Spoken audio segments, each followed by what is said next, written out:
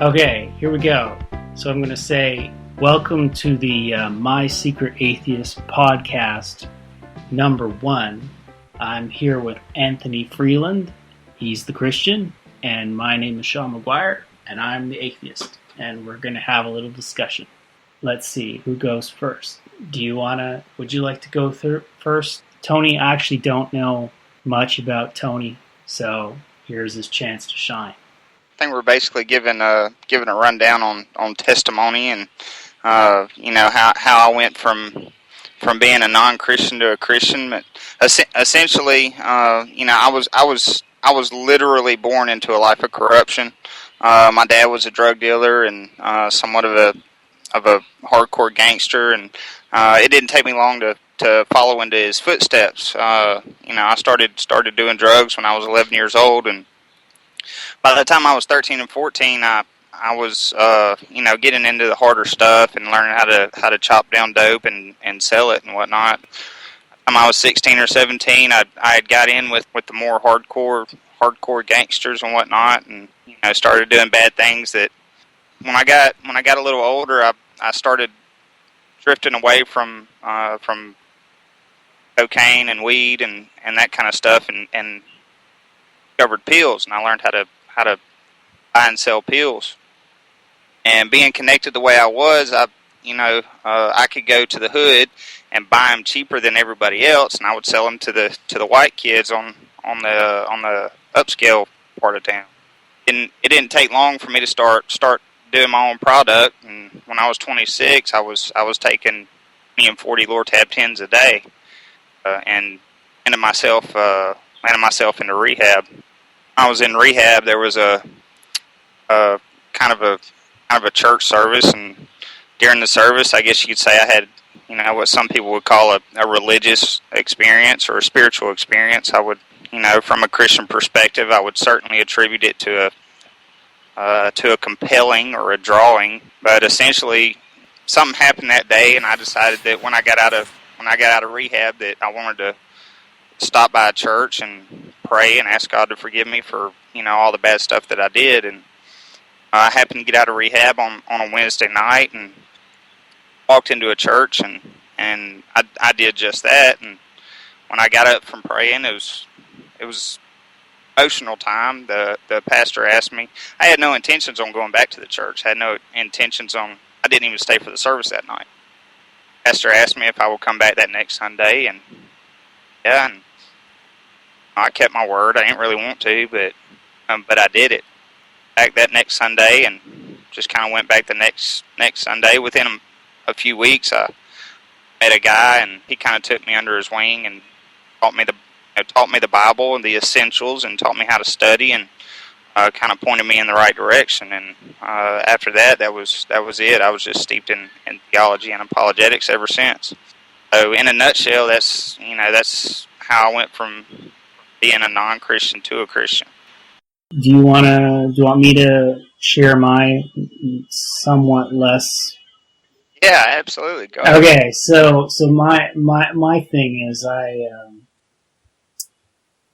was born into a what I would call a dysfunctional and abusive Catholic family.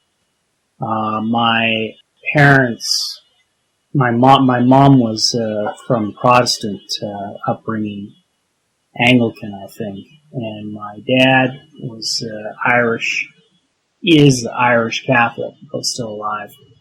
And we were raised in the traditional Roman Catholic Tridentine Latin Mass. So the Society for Pope Pius X kind of situation. I started out in New Brunswick. We were there.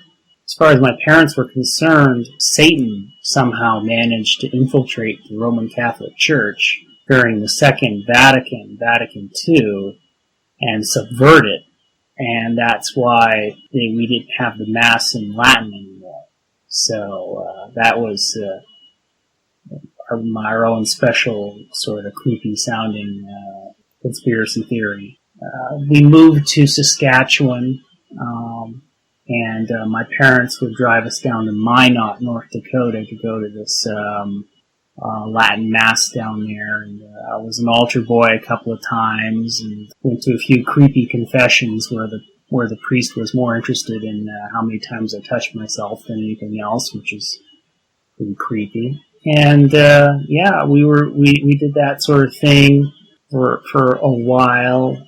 I guess I didn't really start doubting things until I went off to university, which was in '93. I went to the University of McGill in Montreal. So Montreal was a bit of a shocker because I was leaving Regina, Saskatchewan, which is, only a little bit bigger than North Dakota there, Minot type situation, and I went to a city of over 2 million. The French influence, Quebec is very post-Catholic.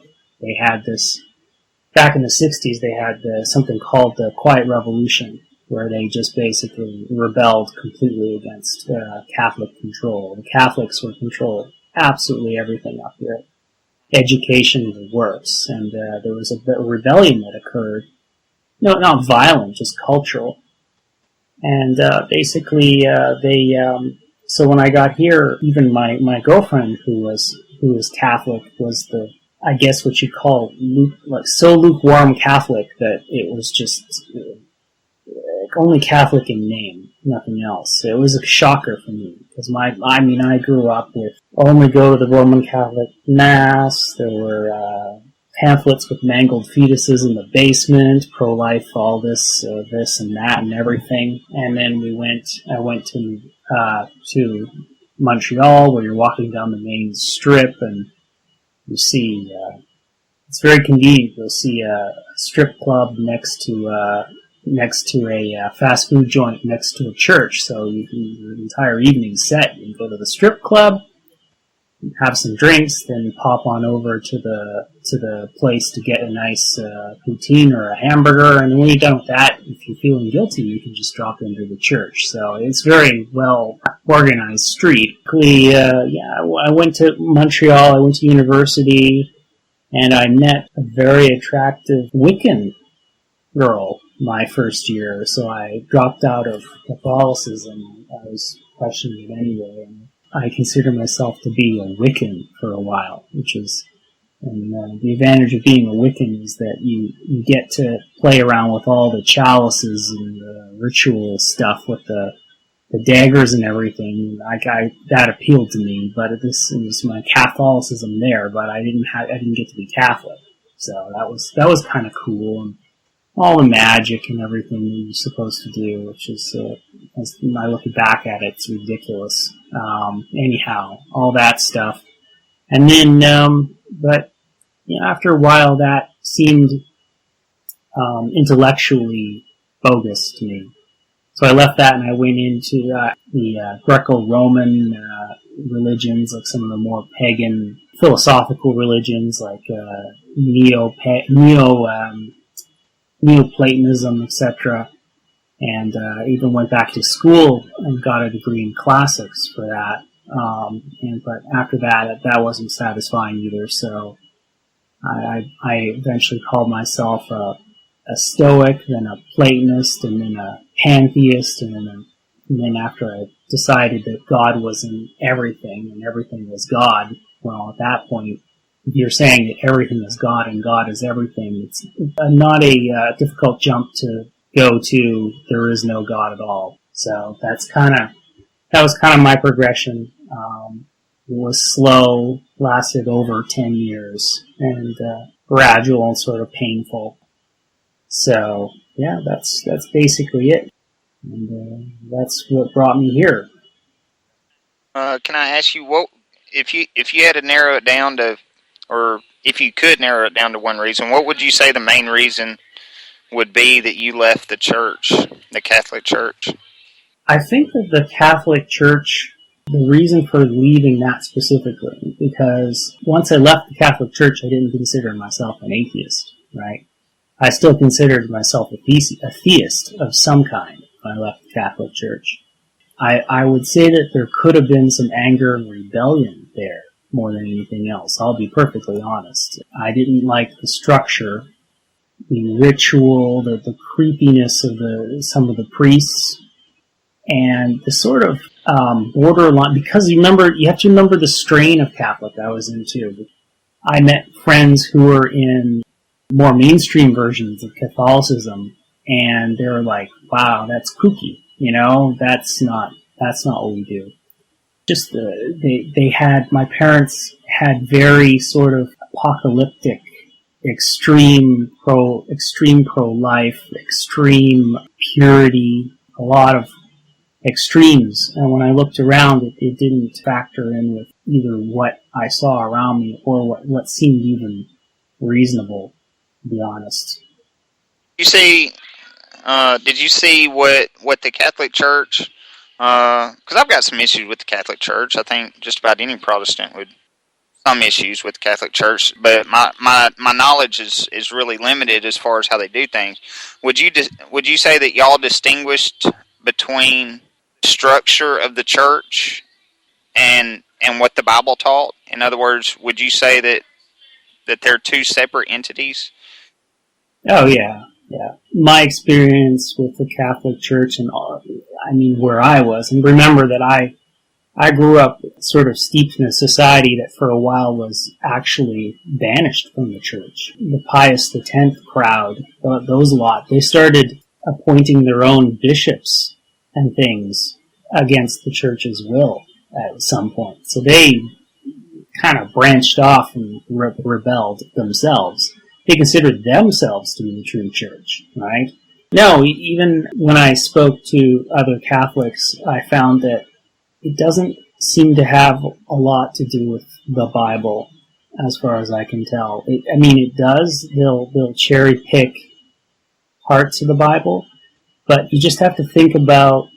I guess it might be a little similar to what my understanding of Islam, where you have the Quran. But if you talk to any Muslim, they'll tell you, yes, there's the Quran, but then you have the Hadith, and then you have this imam, that imam, this scholar, that scholar.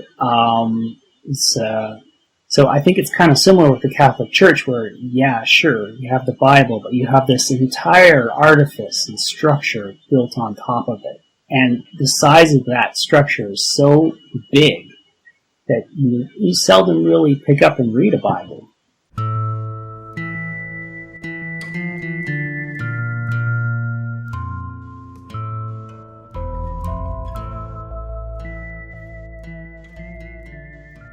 My only comment conversion is that I don't hear any sort of critical reason, any sort of logical basis for the conversion. What I hear to me is that you are given a safe harbor, or you are given a family, if you will, to join that was safe, whereas you didn't have that in the past. That in no way substantiates or validates the truth of the particular group or the religion that you join. You're right, it doesn't. I will say, and let me be the first to admit that when it comes to my conversion story, there is no logical reasoning behind my conversion. My conversion is, it's a personal experience, and I generally don't use personal experience as evidence for the existence of God or the truth of Christianity, simply because I can't I can't say that because of my personal experience you should believe it. That's illogical and not a real coherent way to try to explain the Christian faith or the existence of God. All of the evidence, all of the evidence that supports my faith ended up coming later when I started reading the Bible and started trying to disprove it. And why were you trying to disprove the Bible? If you were so happy in this new religion, this new life, the family, why'd you go looking for trouble? Because I never take anything at face value. I question everything. Every piece of scripture, every sermon preached, I question everything.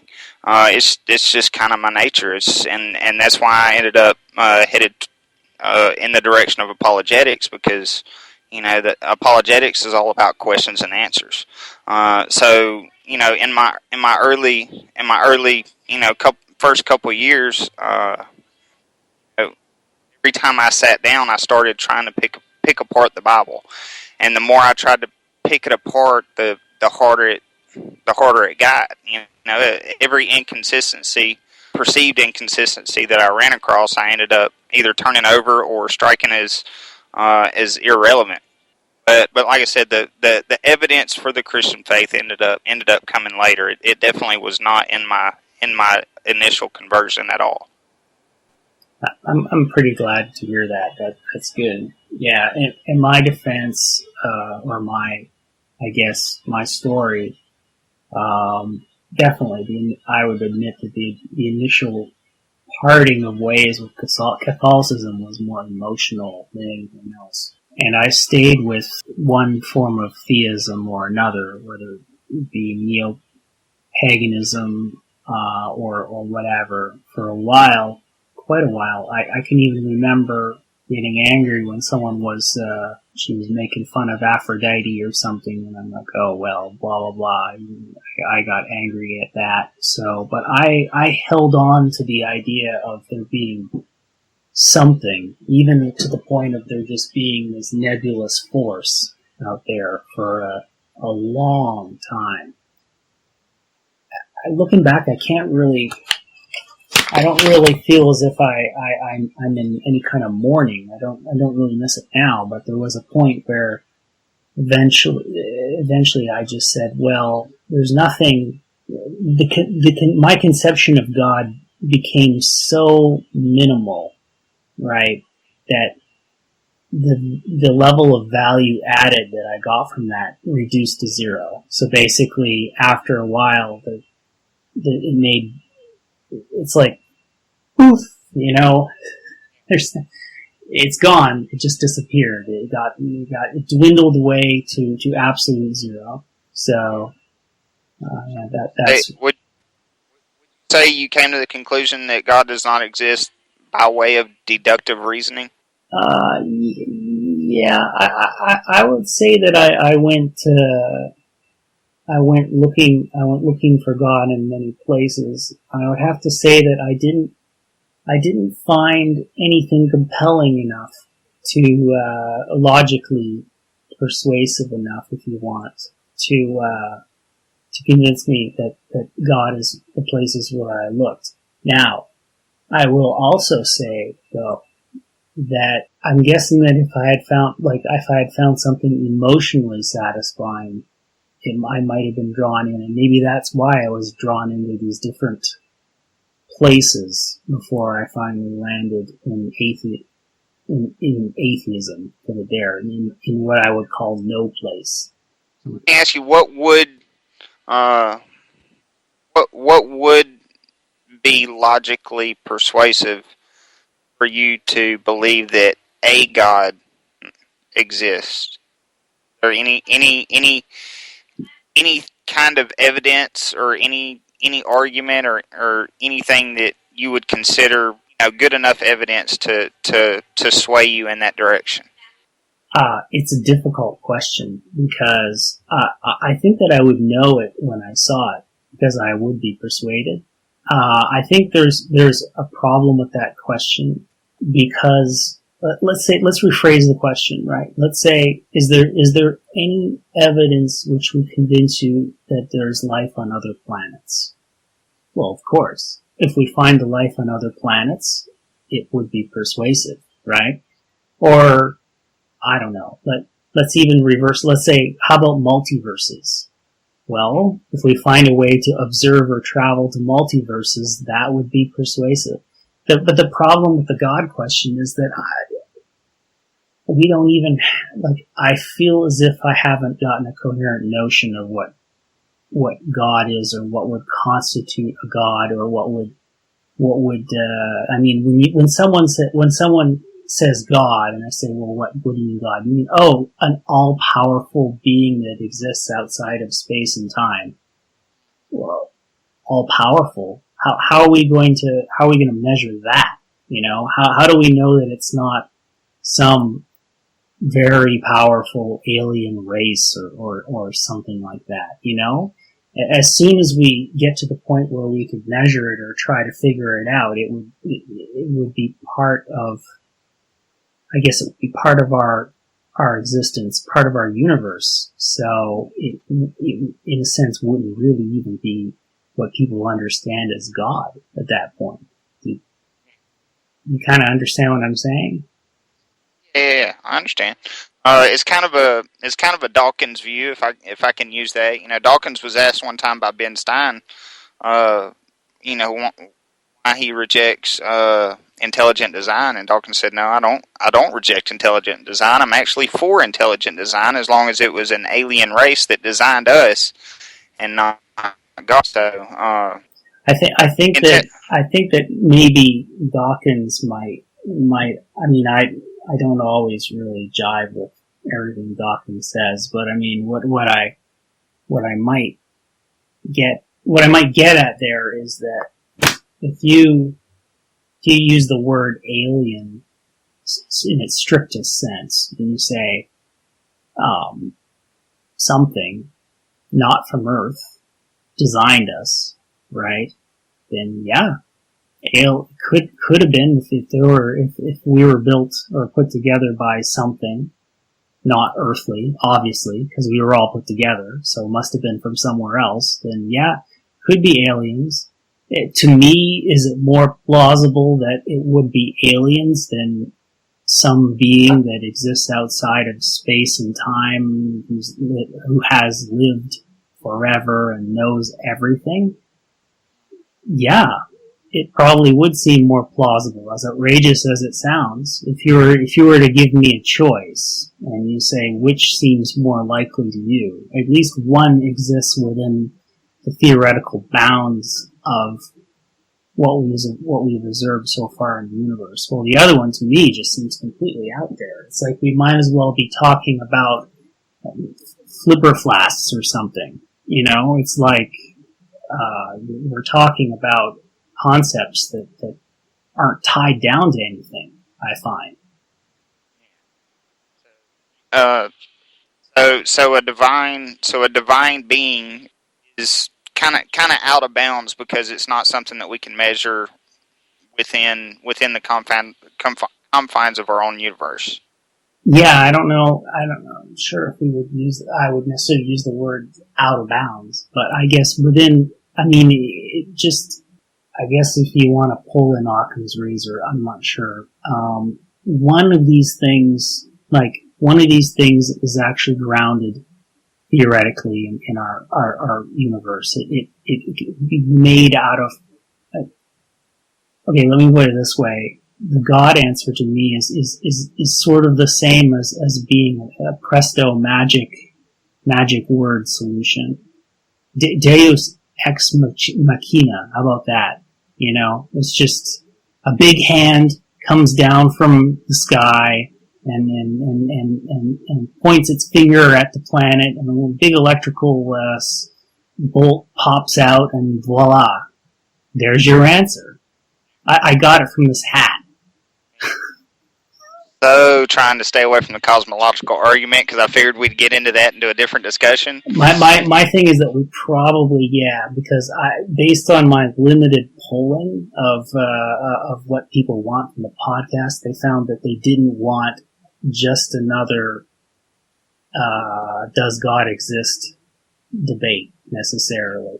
So yeah, apparently there's lots of those out there, from what I gather. Well, I mean, as you look some of it's unavoidable, but yeah. what I mean. Oh, yeah. Well, I mean, as you look up debates between Christians and atheists, about 95% of them, the title of the debate or the proposition is, does God exist?